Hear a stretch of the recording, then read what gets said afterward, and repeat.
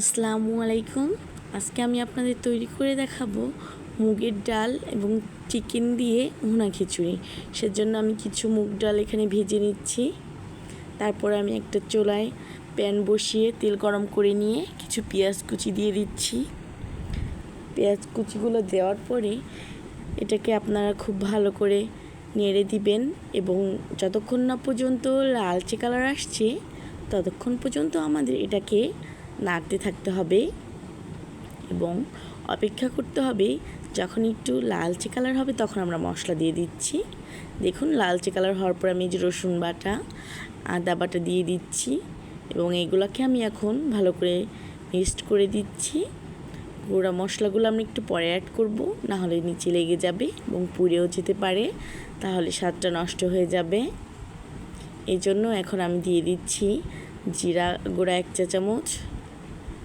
তারপরে আমি এখানে দিয়ে দেব আরও ধনিয়া গুঁড়া 2 চা চামচ। এগুলোকে ভালো করে মিক্সড করে নিব। এরপরে আমি দিয়ে দিচ্ছি 2টা তেজপাতা এবং দারুচিনি আর এলাচ। এগুলো দিয়ে ভালো করে মশলার সঙ্গে মিক্সড করে নিব।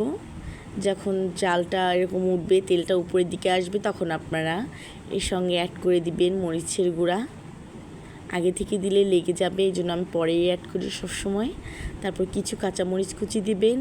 কাঁচামরিচ কুচি দিলে আপনার খাবারের স্বাদটা খুবই ভালো আসবে। 2 রকমের ফ্লেভার পাবেন, গুঁড়ামরিচ এবং কাঁচামরিচের স্বাদ দুটাই পাবেন। এরপরে আমি এখানে হলুদ দিয়ে দিচ্ছি। হলুদটা আপনারা লাস্টে দেওয়ার চেষ্টা করবেন, তাহলে মশলাটা অনেক সতেজ থাকবে। তারপরে দিয়ে দিচ্ছি লবণ 1 চা চামচ। আপনারা আপনাদের স্বাদ মতো লবণ বাড়িয়ে এবং কমিয়ে নেবেন। এরপরে এটাকে আমি খুব ভালো করে মিক্সড করে একটু ভাজা ভাজা টাইপের করে নিচ্ছি মশলা। তারপরে এখানে দিয়ে দিচ্ছি আমার ভেজে রাখা মুগ ডালগুলা। এখন এটাকে আমি মশলার সঙ্গে খুব ভালোভাবে মিক্সড করে দেব। দেখুন আমি ভালো করে মিক্সড করার চেষ্টা করছি, যাতে আমার প্যানের নিচ থেকে লেগে না যায় বা পুড়ে না যায়। এর জন্য আমাদের একটু সময় নিয়ে কাজটা করতে হবে, যাতে মশলার সঙ্গে ডালটা খুব ভালো করে মিক্সড হয়। দেখুন এই পর্যায়ে হয়ে গেলে আমাদের কষানোটা, আমি এর ভিতর পোলাও চাল দিয়ে দিচ্ছি। পোলাও চালটা আপনারা আগে থেকেই ধুয়ে পরিষ্কার করে রাখবেন, যাতে ডালটা কষানো হয়ে গেলেই তারপরে আপনারা চালটা দিয়ে দিতে পারবেন। আমি চাল এবং ডাল ভালো করে মিক্সড করে নেব। এটা আমি একটা প্যানে করে নিয়েছি এবং এটাকে আমি কিন্তু রাইস কুকারে রান্না করব। এগুলো কষানো হয়ে গেলে আমি রাইস কুকারের মধ্যে দিয়ে দেব। তারপরে আমি আমার চিকেনগুলোকে তৈরি করে নেব। তারপরে আমি চিকেনগুলা এর সঙ্গে অ্যাড করে দিব। এই মুহূর্তে আমি এর সঙ্গে দিয়ে দিচ্ছি 1 প্যাকেট বিরিয়ানি মশলা। আপনারা বিরিয়ানি মশলাটা অ্যাড করার চেষ্টা করবেন, তাহলে খুবই ভালো ফ্লেভার পাবেন এবং স্বাদটাও খুব ভালো হবে।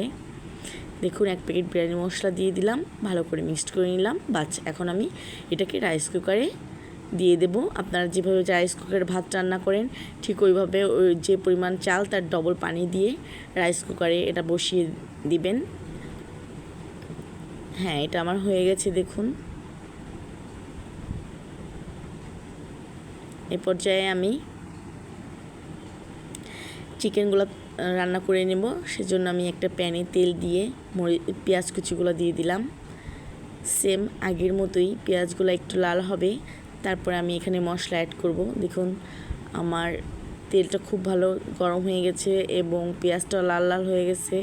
এই মুহূর্তে আমি দিয়ে দিলাম মশলা, পেঁয়াজ বাটা এবং রসুন বাটা এবং আদা বাটা। আপনারা আপনাদের পছন্দ মতো দিবেন। কেউ মশলা কম খায়, কেউ বেশি খায়, সে অনুপাতে আপনারা দিবেন। তবে ভুনা খিচুড়িতে একটু মশলা বেশি না হলে ভালো লাগবে না, তো একটু মশলা বেশি দেওয়ার চেষ্টা করবেন। এখন দিয়ে দিচ্ছি আমি জিরার গুঁড়া এবং ধনিয়া গুঁড়া। এগুলো দিয়ে আমি ভালো করে মিক্সড করে দিব এবং ভালো করে নেড়ে দিচ্ছি। এখন আমি দিয়ে দিচ্ছি মরিচের গুঁড়া। ঝাল আপনার ফ্যামিলির মানুষ কীরকম খায় আপনি সেভাবে দিবেন। হলুদ দিয়ে দিচ্ছি 1 চা চামচ। এখন লবণ অ্যাড করছি। এটাকে এখন ভালোভাবে মিক্সড করে নিয়ে নাড়তে থাকবো। মশলাটা একটু ভাজা ভাজা হবে, তারপরে আমি এর ভিতরে চিকেনগুলো দিয়ে দেব। দেখুন হয়ে গেছে মশলাগুলা ভাজা ভাজা। আমি দারচিনি এলাচ অ্যাড করে দিলাম। আপনার মশলার সঙ্গে দিবেন দারচিনি এলাচ, তাহলে বেশি দেখবেন স্বাদ হবে, মানে ঘ্রাণটা বেশি হবে। তারপর আমি কিছু টমেটো কুচি করে রেখে দিয়েছিলাম, সেগুলো দিলাম। আপনারা টমেটো দেওয়ার চেষ্টা করবেন, যদি না থাকে এটা স্কিপ করবেন, কোনো সমস্যা নেই। কারো কাছে যদি টমেটো সস থাকে সেটাও একটু দিতে পারেন। এখন আমি একটু সামান্য পরিমাণে হাফ কাপ পানি অ্যাড করলাম, যাতে মশলাটা এবং টমেটোটা ভালো করে মিক্সড হয়। এর মধ্যে আমি দিয়ে দিলাম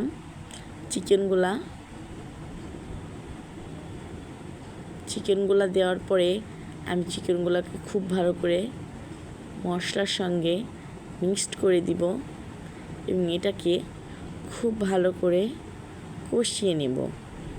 আপনারা কিন্তু সবসময় চিকেনটাকে খুব ভালো করে কষিয়ে নেবেন, না হলে কিন্তু খাবারটার স্বাদ ভালো আসবে না। একটু সময় নিয়ে করার চেষ্টা করবেন। দেখুন জাল উঠে এসেছে, সেজন্য আমার তেল পানি সবগুলাই কেমন একটা ভিন্ন ধরনের কালার আসছে। দেখেন এই পর্যায়ে কষানো হয়ে গেলে আমি দিয়ে দিচ্ছি 1 কাপ পানি। পানিটা দিয়ে ভালো করে মিক্সড করে আমি নেড়ে দিচ্ছি।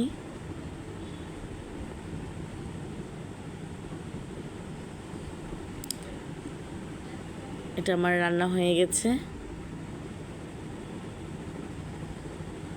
এই যে দেখুন আমার ফাইনাল লুকটা এরকম এসেছে। আমি পরে মিশিয়ে দিয়েছিলাম।